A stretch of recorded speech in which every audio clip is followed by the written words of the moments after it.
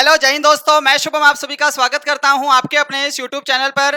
Delhi police constable के form निकल चुके हैं। आज हम दिल्ली पुलिस में, आपको पता है आपका पेपर 100 नंबर का होगा, जिसके अंदर सिर्फ 50 नंबर की जीके, साइंस और करंट अफेयर ही पूछी जाएगी।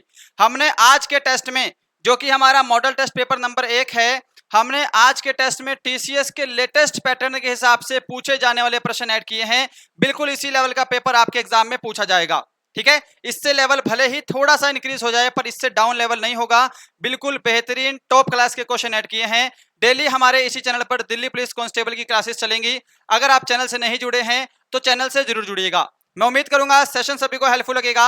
चलिए अपनी क्लास स्टार्ट करते हैं। तो देखिएगा, प्रैक्टिस सेट नंबर हमारा 1 है। आज के प्रश्नों की संख्या टोटल 50 रहने वाली है, क्योंकि जीके, साइंस और करंट अफेयर को मिलाकर टोटल 50 क्वेश्चन पूछे जाएंगे आपके एग्जाम में, जिसमें यहाँ पर 12 से 13 प्रश्न जो है आपके स्टैटिक जीके के मैंने यहाँ पे ऐड किए हैं। हिस्ट्री की हम बात करेंगे, हिस्ट्री से मैंने यहाँ पे 7 से 8 क्वेश्चन ऐड किए हैं। ऐसी जियोग्राफी से आज के टेस्ट में 4 से 5, पॉलिटी से आज के टेस्ट में 4 से 5, साइंस से टोटल हमने 4 प्रश्न यहाँ पे ऐड किए हैं। और बात करें करंट अफेयर की, तो करंट अफेयर के भी हमने 8 से 10 प्रश्न आज के टेस्ट में ऐड किए हैं। बिल्कुल आपके दिल्ली पुलिस के ओरिजिनल पैटर्न पर आधारित हमारा पेपर रहेगा। चलिए स्टार्ट करते हैं। पहला क्वेश्चन है आपके सामने स्क्रीन पर, इसका एक बार आंसर कर दीजिए जल्दी से। पहला क्वेश्चन है, महान जीवित चोल मंदिर, ग्रेट लिविंग चोला टेम्पल, जो कि यूनेस्को की विरासत सूची में शामिल है, किस राज्य में स्थित है? यहां पर मैंने एक वर्ड यूज किया है, यूनेस्को की विरासत सूची। ठीक है, इसमें जितने भी धरोहर शामिल हैं वो सभी आपको पता होनी चाहिए। और क्या पता होना चाहिए? उनको किस वर्ष शामिल किया गया। थोड़ा सा डीप जाइए, जो पढ़ रहे हैं उसको थोड़ा सा और डीप पढ़ेंगे, ज्यादा समय नहीं लगेगा, बट आपके पेपर में 1-2 नंबर का आपको बेनिफिट मिल जाएगा। देखो यहाँ पे आंसर मैच करिएगा। यहाँ पर जिन्होंने भी ऑप्शन डी को आंसर दिया है ना, तमिलनाडु, उनका राइट आंसर है। महान जीवित चोला मंदिर जो है ये तमिलनाडु में है। इसे 1987 में यूनेस्को की विश्व सूची में डाला गया था। इसके साथ साथ एलोरा का जो मंदिर है, ठीक है, वो भी 1987 में डाला गया था उसको विरासत सूची में यूनेस्को की। इसके अलावा पट्टकल स्मारक समूह है कर्नाटक में, वो भी 1987 में विरासत सूची में शामिल किया गया। सेकंड नंबर देखिएगा, कलिंग पुरस्कार जिसकी शुरुआत 1952 में की गई, यह किसके द्वारा दिए जाने वाला पुरस्कार है? ऑप्शन अवेलेबल हैं। आंसर के लिए समय चाहिए तो सेशन को रोकिएगा।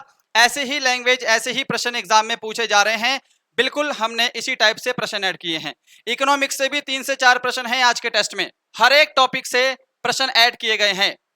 देखो, कलिंग पुरस्कार की बात करेंगे तो पहले ध्यान रखिएगा, यह विज्ञान के क्षेत्र में दिया जाता है, यह साइंस के फील्ड में दिया जाने वाला पुरस्कार है। शुरुआत 1952 में हुई है और यह यूनेस्को सरकार के द्वारा दिया जाता है। ऑप्शन आपका ए करेक्ट आंसर है, जिसने ऑप्शन ए को दिया है। आगे बढ़ते हैं क्वेश्चन नंबर 3 की तरफ। भारत ने हॉकी के क्षेत्र में ओलंपिक में अंतिम स्वर्ण पदक कब जीता था? इसका आंसर करिए। देखो ध्यान से, चीजों को अच्छे से पढ़ोगे तो ज्यादा बेनिफिट रहेगा आपका। ठीक है, एक चीज ध्यान रखिएगा, 50 क्वेश्चन है ना, कम से कम 35 प्लस देखिए लेकर चलिएगा हर एक टेस्ट में। बिल्कुल ईमानदारी से टेस्ट लगाइएगा। ठीक है, देखो अब यहां पर भारत ने हॉकी के क्षेत्र में ओलंपिक में अंतिम स्वर्ण पदक जीता था कब? मॉस्को ओलंपिक 1980 में। ऑप्शन डी करेक्ट आंसर है। भारत ने हॉकी के क्षेत्र में टोटल कितने गोल्ड मेडल जीते हैं ओलंपिक में? भारत ने हॉकी में टोटल मेडल, मतलब मैं गोल्ड की बात कर रहा हूं, टोटल गोल्ड मेडल वो जीते हैं 8। आखिरी जीता है मॉस्को ओलंपिक 1980 में। पहला मेडल भी पूछता है, पहला कब जीता था? 1928 के एम्स्टर्डम ओलंपिक में, एम्स्टर्डम ओलंपिक में जीता था, यह ध्यान रखिएगा। क्वेश्चन नंबर 4 आपके सामने है, द डार्क रूम पुस्तक के लेखक कौन हैं? पुस्तक कोई बहुत ज्यादा क्या है, हार्ड क्वेश्चन नहीं है ये वाला, ठीक है ना। क्वेश्चन आसान है, आपको देखने में भले ही हार्ड लग रहा हो, राइटर का नाम सुनेंगे तो आपको बहुत सारी इनकी पुस्तकें याद आ जाएंगी। चले आंसर पर टेस्ट लगाते रहिएगा, मेरे से पहले आंसर देने का प्रयास करिएगा। समय चाहिए तो वीडियो को बीच में रोक सकते हैं। R K Narayan, option C correct answer है। आर के नारायण की माई डेज, मालगुडी डेज, है ना, और भी बहुत सारी पुस्तकें हैं। द डार्क रूम भी जो है ये आर के नारायण की ही पुस्तक है। पुस्तकों से करंट अफेयर से भी क्वेश्चन आ सकता है, उसके लिए भी आपको तैयार रहना है। क्वेश्चन नंबर 5, तीजन बाई किस लोक नृत्य गायन से संबंधित हैं? वेरी वेरी इंपॉर्टेंट, मैंने आपको बताया है लोक नृत्य से क्वेश्चन आएगा। सिंपल पूछ सकता है, किसी रिलेशन से पूछ सकता है कि कौन उस नृत्य को करती थी या कौन सी जनजाति करती थी, किस राज्य में किया जाता है। ये 4 तरीके से प्रश्न बनते हैं आपके। देखो, तीजन बाई जो है यह पंडवानी लोक नृत्य गायन शैली से रिलेटेड है। हमारा ऑप्शन ए करेक्ट है। पंडवानी कहाँ का नृत्य है? तो पंडवानी छत्तीसगढ़ का लोक नृत्य है, ये ध्यान रखिएगा, छत्तीसगढ़ का नृत्य है। आगे चलते हैं 6 नंबर पर। राजीव गांधी खेल रत्न पुरस्कार की शुरुआत कब की गई? सुपर इंपॉर्टेंट, ये क्वेश्चन भी पूछा गया है किसी एग्जाम्स में, जल्दी से आंसर कर दीजिएगा। टेस्ट का लेवल कैसा लग रहा है ये भी सभी बताइएगा। राजीव गांधी खेल रत्न पुरस्कार की शुरुआत 1991-92 में की गई। ऑप्शन सी करेक्ट आंसर है। प्रश्न क्या पूछता है लेटेस्ट में? राजीव गांधी खेल रत्न पुरस्कार के तहत कितनी राशि दी जाती है? कितनी राशि दी जाती है? तो कितनी राशि दी जाती है भाई? 7.5 लाख रुपए दिए जाते हैं, ये ध्यान रखिएगा। ठीक है, आगे बढ़ते हैं 7 नंबर। कांग्रेस का प्रथम विभाजन 1907 के सूरत अधिवेशन में हुआ था। दूसरा विभाजन कब हुआ है ये बता दीजिए जल्दी से। वेरी इंपॉर्टेंट, ऑप्शन अवेलेबल हैं, समय चाहिए तो सेशन को रोक सकते हैं। टेस्ट लगाने में आपको मजा आ रहा होगा, बिल्कुल दिल्ली पुलिस का आपका लेवल हमने टच किया है यहाँ पे। ठीक है, देखो, कांग्रेस का प्रथम विभाजन 1907 के सूरत अधिवेशन में हुआ था। इसमें कांग्रेस 2 दल में डिवाइड हो गई थी, नरम दल और गरम दल। ठीक है, आपसे प्रश्न क्या पूछता है, जो 1907 का सूरत अधिवेशन हुआ था ना, इसकी अध्यक्षता किसने की थी? इसकी अध्यक्षता किसने की थी? तो ये की थी रास बिहारी घोष ने। ठीक है, रास बिहारी घोष ने इसकी अध्यक्षता की थी। दूसरा विभाजन कब हुआ जो कि हमारा प्रश्न है, यह हुआ है मुंबई 1918 में। ऑप्शन ए करेक्ट आंसर है। किस वायसराय के शासनकाल में हुआ है? तो वायसराय थे इस समय चेम्सफोर्ड, इसका आपको अच्छे से पता होना चाहिए जी। आगे चलते हैं 8 नंबर। महिला प्रीमियर लीग 2023 की उपविजेता टीम कौन थी? लेटेस्ट करंट अफेयर का क्वेश्चन है। आपसे विनर पूछेगा या फिर जो है वो उपविजेता टीम पूछेगी, इन दोनों में से ही पूछता है, विनर और रनर्स अप में से। देखिए क्या आंसर करेंगे। आपको पहले यह पता होना चाहिए, जो महिला प्रीमियर लीग जो है यह पहली महिला प्रीमियर लीग है, आईपीएल की तरह ही बनाई गई है, पहली महिला प्रीमियर लीग है ये। ठीक है, दूसरी चीज क्या है, फाइनल मैच किसके बीच हुआ था? Mumbai Indians versus Delhi capital. इसमें मुंबई इंडियंस जो है वो जीत गई थी, पहला महिला प्रीमियर लीग का खिताब मुंबई इंडियंस ने जीता है। और रनर्स अप कौन थी? तो रनर्स अप जो है यह दिल्ली कैपिटल्स थी। ऑप्शन सी आपका करेक्ट आंसर है, मैच कर लीजिए। आगे चलते हैं 9 नंबर। यह भी करंट अफेयर का प्रश्न है और सुपर इंपॉर्टेंट, सभी सिलेक्टेड क्वेश्चन है। अगस्त 2023 में हुए दिल्ली के प्रगति मैदान में पुस्तकालय महोत्सव 2023 का उद्घाटन किसने किया था? 2-3 तरीके से पूछेगा। पुस्तकालय महोत्सव कहां हुआ है? तो दिल्ली में हुआ है, दिल्ली के प्रगति मैदान में। ठीक है, इसका उद्घाटन किसने किया? इसका आंसर करिए जल्दी से। अगर आप चाहते हैं हमारी क्लासेस डेली लगे, डेली हम मॉडल पेपर कराएंगे, एग्जाम तक आपके बहुत सारे नए नए और एकदम एक्सपेक्टेड मजबूत वाले प्रश्न आपके प्रिपेयर हो जाएंगे। ठीक है ना, क्योंकि बेसिक हल्का हल्का तो लगभग सभी ने पढ़ा है, उनको रिवाइज नहीं करेंगे। हम अपने टेस्ट में इजी लेवल भी थोड़े डाल देंगे। हमेशा आपके 10 क्वेश्चन तो इजी लेवल के ही आएंगे पेपर में, जीके के 8 से 10 क्वेश्चन आपके इजी आएंगे। पुस्तकालय महोत्सव 2023 का उद्घाटन द्रौपदी मुर्मू के द्वारा किया गया। ऑप्शन ए करेक्ट आंसर हो जाएगा आपका। आगे चलते हैं 10 नंबर। 2011 की जनगणना के अनुसार सर्वाधिक जनसंख्या घनत्व वाला केंद्र शासित प्रदेश कौन सा है? ये जो 2011 की जनगणना है ना, ये एग्जाम में छाई हुई है। पिछले 1.5-2 साल से इसी से क्वेश्चन पूछे जा रहा है। हर एक शिफ्ट में, हर एक पेपर में टीसीएस के प्रश्न बन रहे हैं, रिपीट भी कर रहा है प्रश्न। ठीक है, और बहुत सारे प्रश्न नए भी आ रहे हैं। 2011 की जनगणना पढ़ के ही जाइएगा। देखो, सबसे जनसंख्या घनत्व वाला केंद्र शासित प्रदेश दिल्ली है, ऑप्शन डी। आंसर मैच करते रहिएगा। आगे बढ़ते हैं 11 नंबर पर। 11 नंबर इकोनॉमिक्स से है, घाटे की वित्त व्यवस्था डैश का एक साधन है। यह प्रश्न एसएससी, सीजीएल और सीएचएसएल दोनों में पूछा गया है। 2016 और 2018 में, सीएचएसएल में 2019 में आया है लगातार। ठीक है, प्रश्न इंपॉर्टेंट है, ध्यान रखिएगा, आंसर कर दीजिए।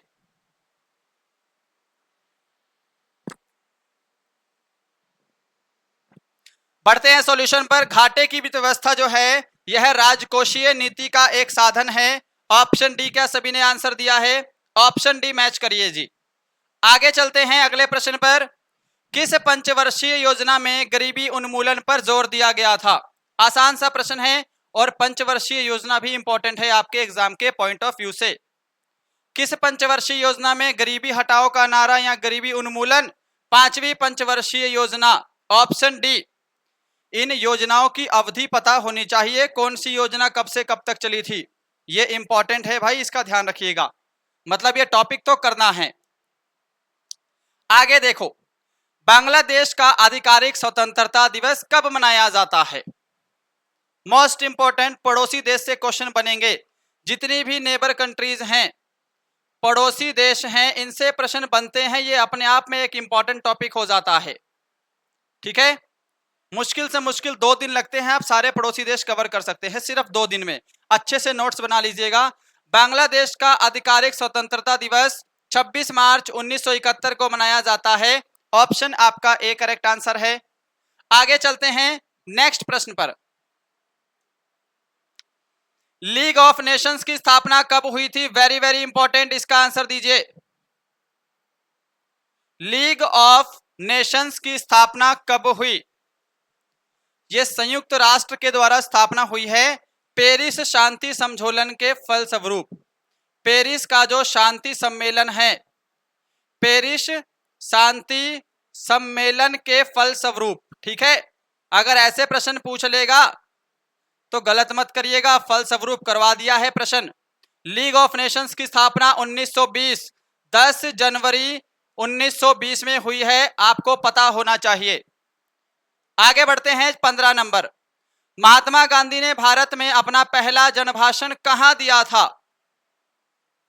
यह गौतम बुद्ध वाला भाषण नहीं है, ठीक है ना। महात्मा गांधी ने अपना पहला जनभाषण कहां दिया था? रिपीटेड प्रश्न है, आंसर करो जल्दी से। वाराणसी, बंबई, लखनऊ, चंपारण, क्या आंसर देंगे इसका? राइट आंसर मैच करिएगा। जो भी यहां पर ऑप्शन ए पर जा रहा है वाराणसी, उनका आंसर करेक्ट है। 16 नंबर देखो जल्दी से। 7th पुरुष hockey Asian hockey champions trophy का आयोजन किस शहर में किया गया? यह अभी लेटेस्ट अगस्त 2023 का प्रश्न है। अगस्त 2023 में ही ये चैंपियंस ट्रॉफी हुई है, Asian hockey champions trophy, important है। ठीक है, इसका आयोजन चेन्नई में किया गया है। ऑप्शन डी करेक्ट है। आंसर के लिए समय चाहिए ना, तो सेशन को रोक लिया करो भाई। 17 नंबर देखो, अमीर खुसरो किस वादन से संबंध रखते थे? Very very important. अमीर खुसरो जो हैं ये किस वादन से संबंध रखते थे? क्या आंसर देंगे? देखो, अमीर खुसरो गायन में भी विख्यात थे, है ना, कव्वाली गाया करते थे ये। अगर एग्जाम में आएगा ना कौन से गायन में विख्यात थे, तो कव्वाली गाया करते थे। और किस सितार वादन से संबंध रखते हैं? तो ये सितार वादन है, ऑप्शन डी। ऑप्शन बी जिन्होंने आंसर दिया है उनका राइट है। 18 नंबर, भारत में प्रतिवर्ष अल्पसंख्यक अधिकार दिवस कब मनाया जाता है? देखो, यहां से क्या प्रश्न बन सकता है, आपसे जो इंपॉर्टेंट जो दिवस है ना उनकी थीम पूछ सकता है करंट अफेयर के हिसाब से, थीम। ठीक, ये एग्जाम से पहले मैं आपको करवा दूंगा।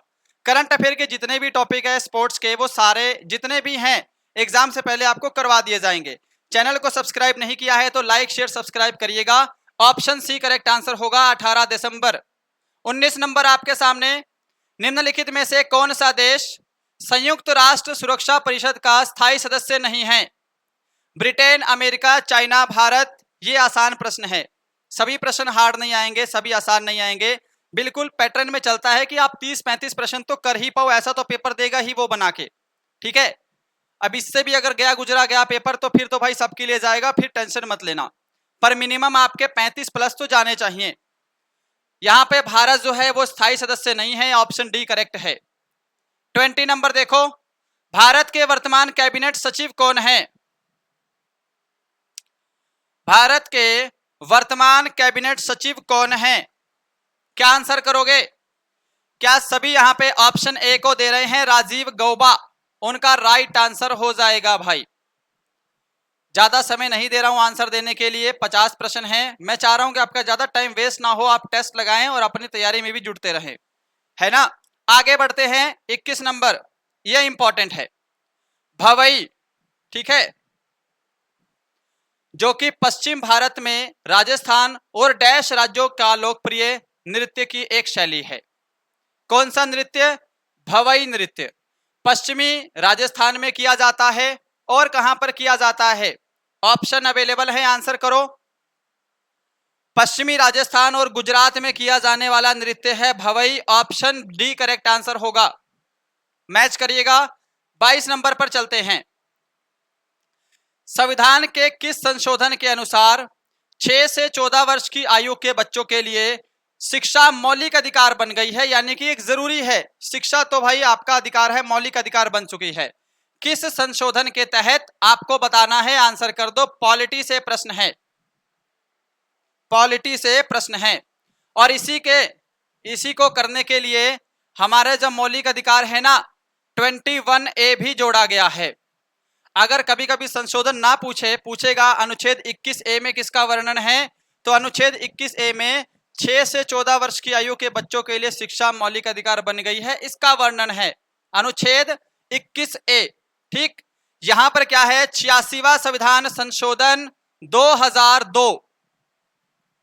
याद रहेंगी ये सारी चीजें, एक्स्ट्रा फैक्ट से प्रश्न बन जाएंगे जो मैं एक्स्ट्रा फैक्ट बता रहा हूं, फिर मत कहना कि गड़बड़ हो गई।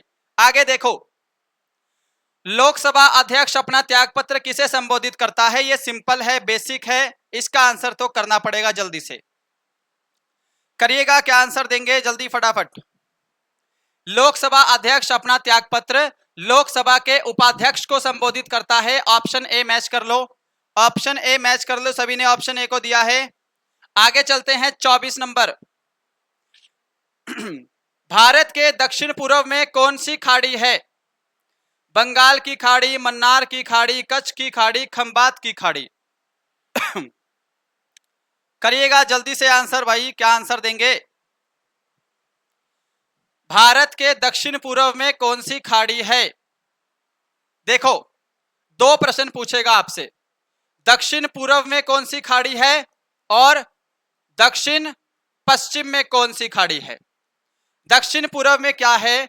अंडमान निकोबार द्वीप समूह है, ठीक है। यहां पर क्या है? ये बंगाल की खाड़ी में स्थित है, बंगाल की खाड़ी में स्थित है। दक्षिण पश्चिम में क्या है? लक्षद्वीप है, और लक्षद्वीप कहाँ है भाई? ये पता है ना, अरब सागर में है। लक्षद्वीप अरब सागर में है। अगर ये प्रश्न आएंगे तो गड़बड़ मत करना। दक्षिण पूर्व में बंगाल की खाड़ी है, ऑप्शन ए आंसर कर दो जभी। आगे चलते हैं, 25 नंबर आपके सामने। निम्न में से कौन सी खरीफ की फसल नहीं है? आसान प्रश्न है, आंसर करिए। आज के टेस्ट में मैंने फिर भी 30-35 प्रश्न तो करने लायक ही दिए हैं, लगभग सभी करने लायक हैं अगर आप अच्छे से तैयारी करोगे। ऑप्शन डी करेक्ट आंसर होगा मटर। मटर क्या है? यह रबी की फसल है, खरीफ की फसल नहीं है। 26 नंबर, जिमैक्स 2023 समुद्री अभ्यास भारत और किस देश के बीच हुआ है? देखो, इसमें 3 प्रश्न बनेंगे। पूछेगा जिमैक्स 2023 किस प्रकार का अभ्यास है, वायु सैनिक, समुद्री या फिर थल सेना। तो ये आपका समुद्री अभ्यास है, पहला प्रश्न। वेन्यू पूछता है दूसरे नंबर पे, इसका वेन्यू कहां है? तो ये विशाखापट्टनम में हुआ है। ये हुआ है कहां पर? विशाखापट्टनम, ठीक है। और क्या है? भारत और जापान के बीच में होता है, ऑप्शन बी करेक्ट आंसर है। 27 नंबर आपके सामने, किस नदी को वृहद गंगा के नाम से जाना जाता है? वृहद गंगा बोल लें या फिर हम बोल लें बूढ़ी गंगा के नाम से, ठीक है। इसके अलावा दक्षिण गंगा,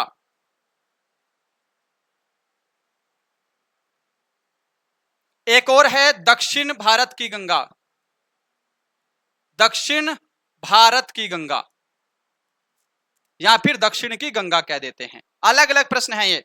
देखो यहां पे राइट आंसर है गोदावरी। गोदावरी नदी को वृहद गंगा यानी कि बूढ़ी गंगा के नाम से जानते हैं, और गोदावरी नदी को दक्षिण गंगा भी कहा जाता है क्योंकि ये दक्षिण भारत की सबसे लंबी नदी है, ठीक है। दक्षिण भारत की गंगा पूछ लेगा तो कावेरी आंसर करना है। कावेरी नदी को दक्षिण भारत की गंगा कहते हैं। दक्षिण गंगा गोदावरी, दक्षिण भारत की गंगा या दक्षिण की गंगा कावेरी, गलत तो नहीं करोगे।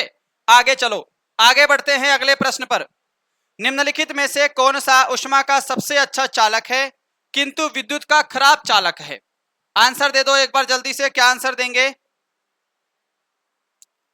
ऊष्मा का तो सबसे अच्छा चालक है परंतु विद्युत का चालक नहीं है। ऑप्शन बी होगा अभ्रक। अभ्रक उत्पादन में भारत का प्रथम स्थान है।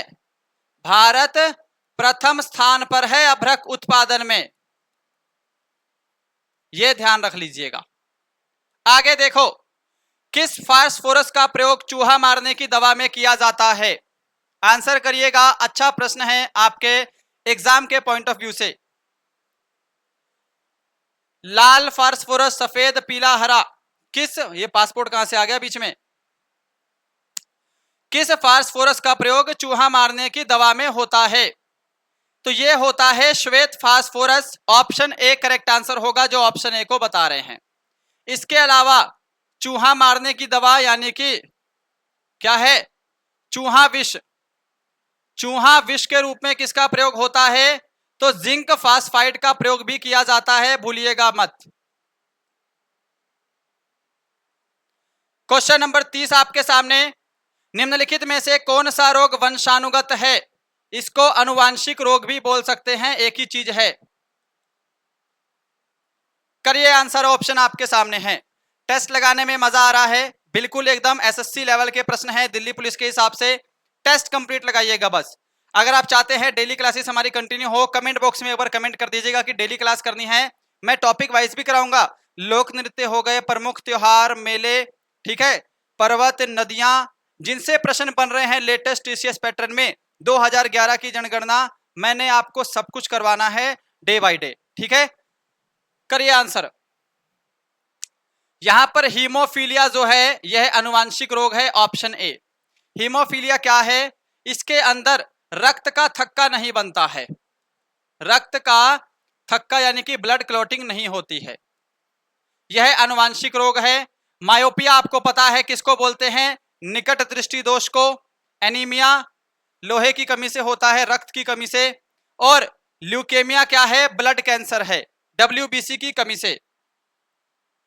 रोहिणी जिसे गलघोंटू रोग किसके कारण से होता है? रोहिणी जिसे गलघोंटू रोग भी कहते हैं किसके कारण से होता है भाई? क्या करोगे आंसर? यहां पे ऑप्शन ए आंसर देना है, बैक्टीरिया, जीवाणु के द्वारा होता है यह रोग।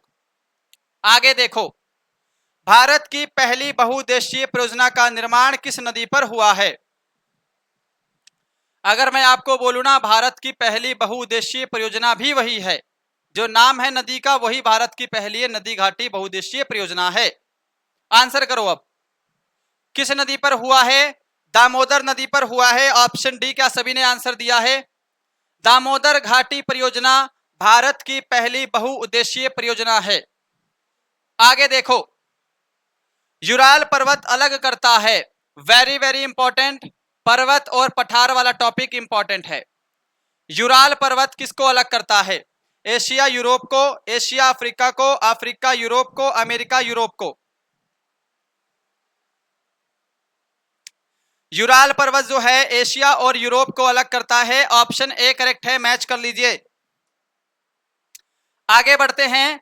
मई 2023 में नए संसद भवन के उद्घाटन के उपलक्ष्य में सरकार ने कितने रुपए का सिक्का जारी किया है? करंट अफेयर्स आपके सामने, करो भाई आंसर, क्या आंसर करोगे?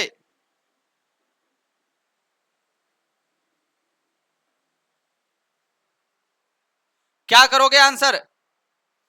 संसद भवन का उद्घाटन नरेंद्र मोदी के द्वारा किया गया है, जो वर्तमान प्रधानमंत्री हैं भारत के, और इसके उपलक्ष्य में 75 रुपए का सिक्का जारी किया गया। ऑप्शन सी करेक्ट आंसर होगा। 35 नंबर देखिए, किस प्रकार की सरकार में दोहरी नागरिकता की एक महत्वपूर्ण विशेषता है? किस प्रकार की सरकार में दोहरी नागरिकता की एक महत्वपूर्ण विशेषता है? आंसर मैच करिए। ऑप्शन बी, संघीय सरकार में केंद्र और राज्य दोनों काम करती हैं। ऑप्शन बी करेक्ट आंसर है। बहिष्कृत हितकारिणी सभा की स्थापना किसने की? M N. Roy, B R. Ambedkar, K M. Munshi, Gadadhar Chattopadhyay. देखने में शायद आपको कुछ नया प्रश्न लगे, ये जो नए नए पढ़ना स्टार्ट करें। पुराने जो पापी हैं भाई, उनके लिए तो प्रश्न चुटकियों में हल होने वाला है ना। ऐसे प्रश्न एग्जाम में जब बन जाते हैं ना, तो जिसने ऊपर ऊपर से पढ़ा है वो तो बस सिर्फ सिर खुजाता है कि ये क्या पूछ लिया। बहिष्कृत हितकारिणी सभा स्थापना की थी बी.आर. अंबेडकर ने। ऑप्शन बी, इतने इंपॉर्टेंट पर्सन है और इन्होंने स्थापना की है, तो ये याद होना चाहिए आपको। 37 नंबर देखिए, नागरिकता के लिए कानून बनाने का अधिकार किसके पास है? नागरिकता के लिए कानून बनाने का अधिकार किसके पास है? नागरिकता से आप क्या समझते हो भाई? आपसे पूछ सकता है नागरिकता किस भाग में है, या फिर नागरिकता का वर्णन किस अनुच्छेद में है। इन दोनों में से आपसे कुछ भी पूछेगा, ठीक है। नागरिकता भाग 2 में है, अनुच्छेद 5 से लेकर 11 तक वर्णित है, ठीक है। नागरिकता के लिए कानून बनाने का अधिकार संसद के पास है। हमारा ऑप्शन सी यहाँ पे राइट आंसर होगा। आगे चलते हैं अगले प्रश्न पर। चालुक्य वंश का सर्वाधिक प्रसिद्ध शासक कौन था? चालुक्य वंश का सर्वाधिक प्रसिद्ध शासक कौन था? ऑप्शन अवेलेबल हैं, समय चाहिए तो सेशन को रोकिए। आंसर मैच करिएगा। जो ऑप्शन डी को बता रहे हैं पुलकेशिन द्वितीय, आपका बिल्कुल करेक्ट आंसर है। पुलकेशिन द्वितीय ने हर्षवर्धन को पराजित किया था भाई। हर्षवर्धन को पराजित किसने किया? पुलकेशिन द्वितीय ने किया है, तो ये और इंपॉर्टेंट हो जाता है। 39 नंबर, राइबोसोम्स राइबोन्यूक्लिक एसिड और डैश से बने होते हैं। वसा, विटामिन, प्रोटीन, कार्बोहाइड्रेट्स। आपसे इसमें क्या पूछ सकता है राइबोसोम से? राइबोसोम्स क्या है? ठीक है, राइबोसोम्स को प्रोटीन की फैक्ट्री बोलते हैं। ये तो बेसिक प्रश्न है। प्रोटीन की फैक्ट्री किसको कहा जाता है? तो राइबोसोम्स को, क्योंकि ये प्रोटीन संश्लेषण का काम करता है, ठीक है। राइबोसोम्स की खोज पूछ लेगा। राइबोसोम्स की खोज किसने की है? तो खोज की है जॉर्ज पेलेड ने, ठीक है। ये इंपॉर्टेंट चीजें हैं, ध्यान रखिएगा। अब ये राइबोन्यूक्लिक एसिड आरएनए और प्रोटीन से मिलकर बना होता है। ऑप्शन सी करेक्ट आंसर है, मैच करो। आगे चलते हैं 40 नंबर पर। करंट अफेयर्स, जून 2023 में 2 दिवसीय हेमिस मठ त्योहार किस स्थान पर मनाया गया? करंट अफेयर्स, और करंट अफेयर्स में क्या पूछा है आपसे? त्योहार। हेमिस मठ त्योहार 2 दिवसीय जून 2023 में किस जगह मनाया गया है, ये बता दो एक बार। क्या आंसर करोगे? जो भी ऑप्शन यहां पर सी को दे रहे हैं ना, लद्दाख, उनका राइट आंसर हो जाएगा भाई, बिल्कुल करेक्ट आंसर। चलो आगे देखो। भारत में नोट जारी करने को कौन सी प्रणाली अपनाई जाती है? भारत में नोट जारी करने के लिए कौन सी प्रणाली अपनाई जाती है? कौन सी प्रणाली अपनाई जाती है? क्या आंसर देंगे? क्या सभी ने यहां पे ऑप्शन सी को दिया है? न्यूनतम आरक्षित प्रणाली आपका राइट आंसर हो जाएगा। 42 नंबर, बीमा वियामक एवं विकास प्राधिकरण का मुख्यालय कहां है? यानी कि IRDA, इरडा का आपसे क्या बोला है? हेडक्वार्टर पूछा है ना। आंसर करो अब। हेडक्वार्टर इसका हैदराबाद, ऑप्शन डी। आगे देखिएगा 43 नंबर 43, हिंदी भाषा के लिए बाल साहित्य पुरस्कार 2023 किसको मिला है? लेटेस्ट करंट अफेयर का प्रश्न है, आंसर करो, गलत नहीं करेगा कोई भी। हिंदी भाषा के लिए बाल साहित्य पुरस्कार 2023 किसको मिला है? क्या आंसर करना है? आंसर करना है सूर्यनाथ सिंह, ऑप्शन बी। आगे चलते हैं क्वेश्चन नंबर 44।